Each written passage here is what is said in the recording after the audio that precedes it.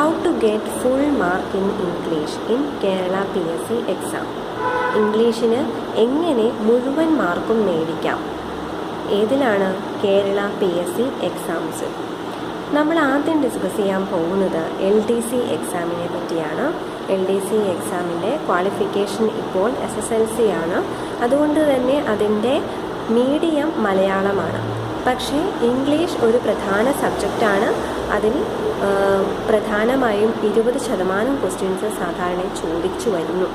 അപ്പോൾ മുഴുവൻ mark score ചെയ്യുന്നതിന് ഇംഗ്ലീഷ് ഒരു വളരെ പ്രധാനപ്പെട്ട മേഖല തന്നെയാണ്.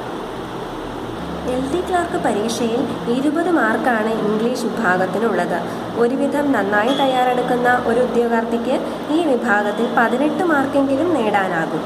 ദിവസവും 1 മണിക്കൂർ ഇംഗ്ലീഷിലുള്ള മുൻകാല ചോദ്യങ്ങളോ മാതൃകാ ചോദ്യങ്ങളോ പരിശീലിക്കുന്നത് പരീക്ഷ എളുപ്പമാക്കും. ഇംഗ്ലീഷ് ഗ്രാമറിൻ്റെ സിലബസ് ഇതാണ്. Agreement of subject and verb, confusing adjectives and adverbs, comparison of adjectives, correct usage of article, preposition, direct and indirect speech, active and passive voice, correction in sentences, vocabulary, gender, singular and plural, synonym, antonium, one word substitution, problem concerning words, idioms and their meanings. നമുക്ക് auxiliary വെർബിൽ തുടങ്ങാം. Auxiliary verb 24 auxiliary വെർബുകളാണ് ഇംഗ്ലീഷിലുള്ളത്. അവ ഇതൊക്കെയാണ്: ആം, is, R, wear, do, does, did, has, have, had, will, would, shall, should, can, could, may, might, must, used to, dare, need, ought to. ഇതാണ് 24 auxiliary വെർബുകൾ.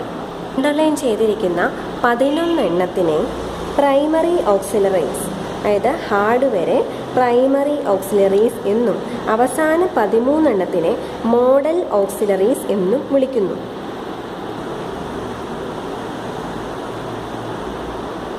Is, R, was, wear. ഈ 5 സഹായക ക്രിയകളാണ് ഈ B form എന്ന പേരിൽ അറിയപ്പെടുന്നത്. ഈ സഹായക ക്രിയകൾ B form എന്ന പേരിലാണ് അറിയപ്പെടുന്നത്. ഓക്സിലറി വെർബിൻ്റെ മറ്റൊരു പേരാണ് സഹായക ക്രിയ. അത് മലയാളം മീനിങ് ആണ്. ഇനി ഇതിലെ ഏതെങ്കിലും ഒരു സഹായക ക്രിയയ്ക്ക് ശേഷം സാധാരണയായി വെർബുകളുടെ അഥവാ ക്രിയകളുടെ ING രൂപമാണ് ഉപയോഗിക്കേണ്ടത്. ING ഫോം ഉപയോഗിക്കുന്നതിന് example: Hari is killing A snake. ഇതിൻ്റെ അർത്ഥം ഇതാണ്: ഹരി ഒരു പാമ്പിനെ കൊല്ലുന്നു ഓർ കൊന്നുകൊണ്ടിരിക്കുന്നു.